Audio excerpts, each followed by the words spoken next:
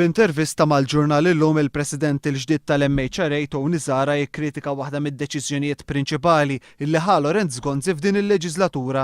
Wara l-aħħar elezzjoni ġenerali Lorenz Gonzi rrelega li tmexxija fit-turiżmu minn Ministru għal Segretarju Parlamentari.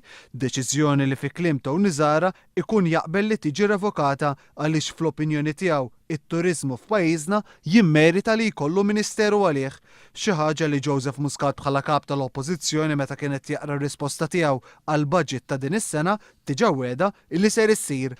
Fl-istess intervista Tony Zara jsemmi dak li qed jinkwita bil-kbir lil din l-industrija u li l-Gvern hemm bżonn li jindirizza. Semma l-kwistjoni tal-prezz tal-enerġija li qed tibla parti sostanzjali mill-qlieħ illi jagħmlu l-lukandiera u tar-ristoranti. U qal li l-MHRA mhix konvinta li l-ispejjeż fl-Enemalta ma jistgħux jitnaqsu. Semma lil Air Malta kif is-sitwazzjoni fil-linja nazzjonali tal-ajru hemm bżonn li tiġi indirizzata. Zara semma kif 30% tat-turisti li jiġu Malta imorru fl-ekonomija s-sewda, xi ħaġa għal Zara li l-MHRA ilha sentej tiġbed l-attenzjoni dwarha u l-Gvern baqa' magħha l-ebda azzjoni.